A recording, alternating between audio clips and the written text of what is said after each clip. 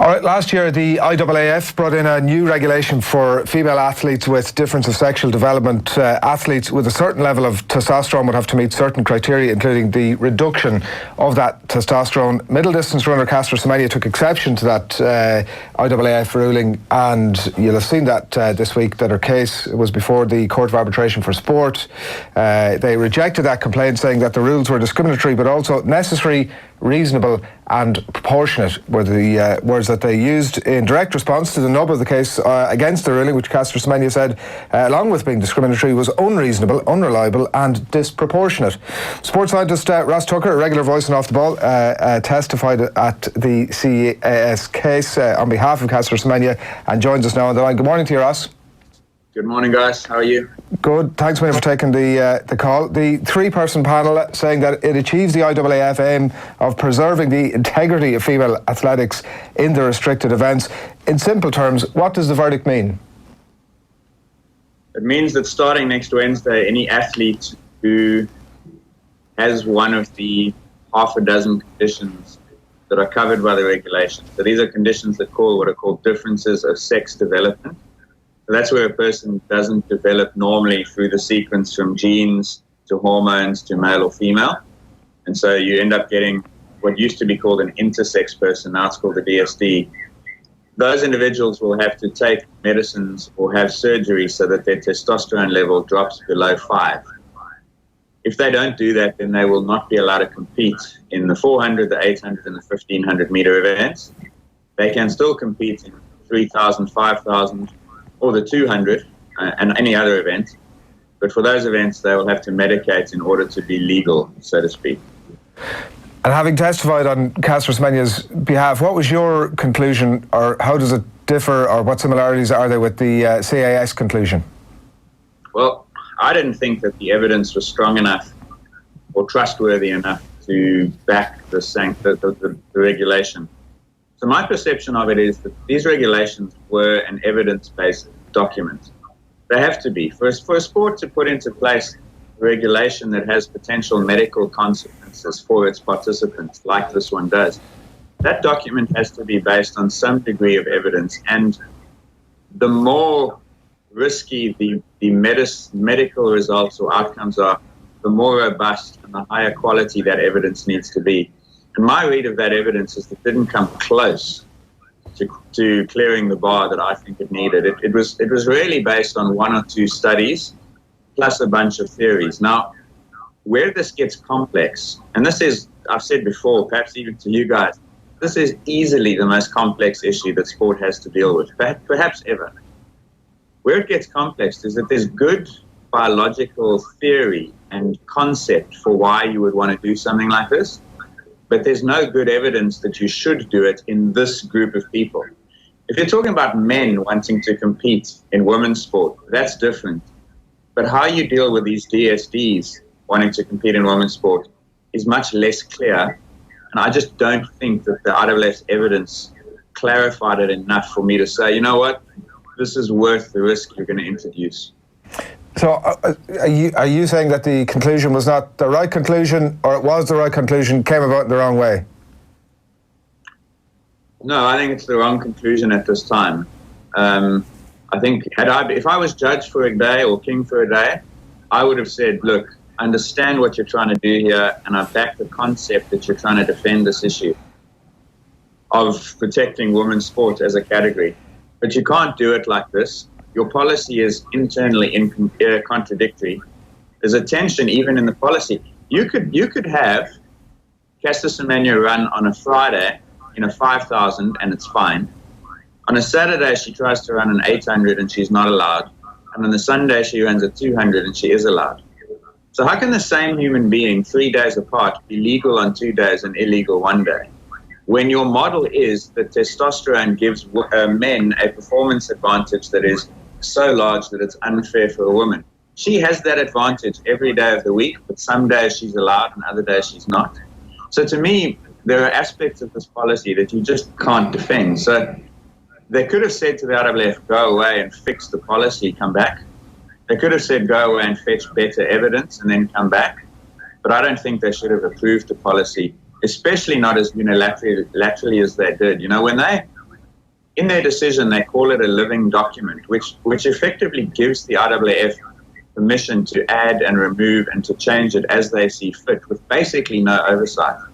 So that's a massive win for the IAAF on what I believe to be very flimsy evidence. And I think that sets a very poor precedent for how you use science to guide policy and procedure.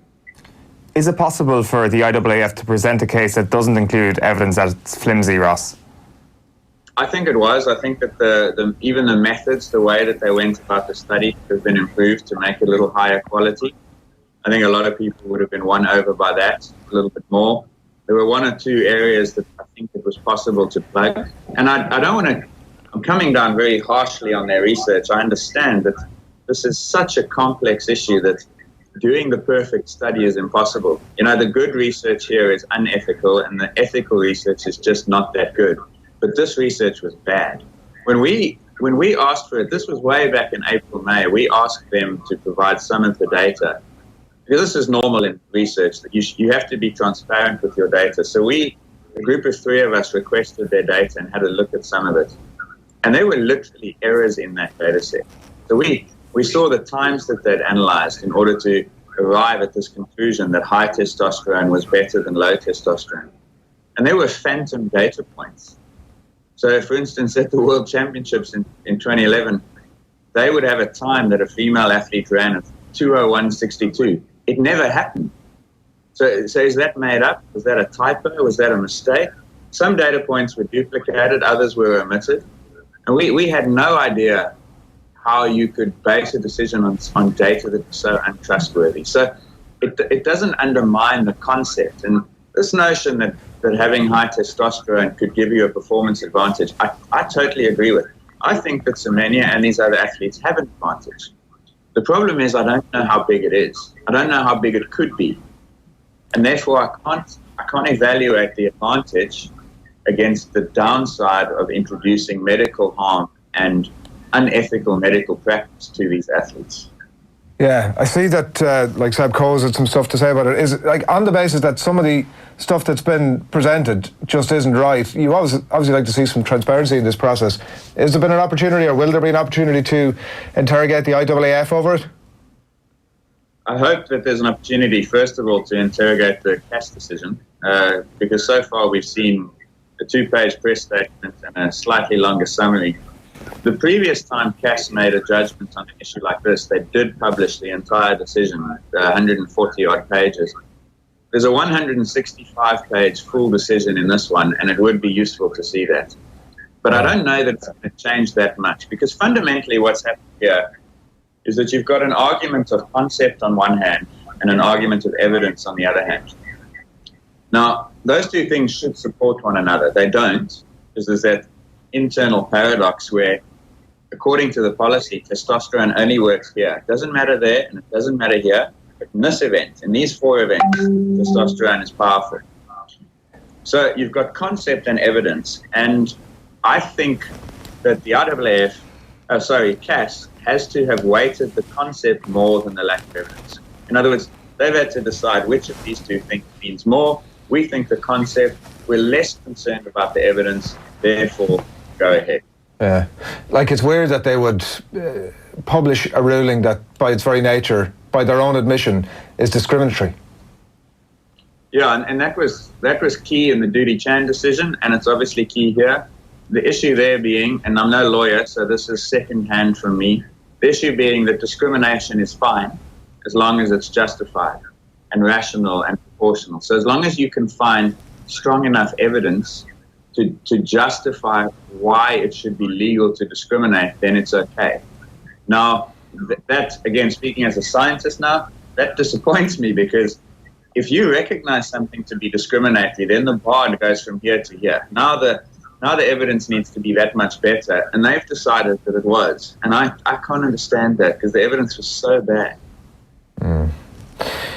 Like when you look at, I mentioned the comments from Seb Coe that have come out since, the IAAF president, obviously. I think it's pretty straightforward, and it's very straightforward for any international federation in sport. Athletics has 2 classifications. It is age, it is gender. We're fiercely protective about both, and I'm really grateful the Court of Arbitration for Sport has upheld that principle. He obviously had wanted to get the result that he wanted to get, which he did get.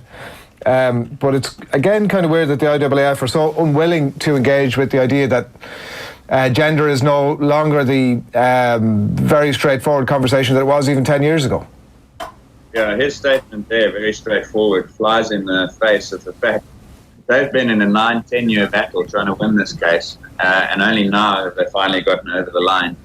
And even the CAS decision makes very clear that this is more complex than that. You know, when you read that CAS decision, even the summary, it has certain schizophrenic properties, because in one sense it's coming very strongly on the side of the IAAF, but on numerous occasions it says this is complex, we don't understand this fully, we're not quite sure about that, there's some problems here. And they listed actually a few things that they suggested should be looked at, and that alone tells you that this is not clear-cut. We're still sitting in a massive grey area. And I just want to be clear, when we talk about men, so someone who's born a boy, raised by his family and his community as a boy, becomes a young man and then an adult male, and then that person wants to compete in women's sport, a transgender male to female. That's very clear. A situation where you have to intervene and you have to do something to take away that theoretical advantage. No one should have any objections about that. And so this policy applied to that group, no problem. I will be fully on the IAAF side there. But this policy applied to a group that lies on the spectrum. So this is not someone born male, not someone who was recognized early in their life as a boy and then a man.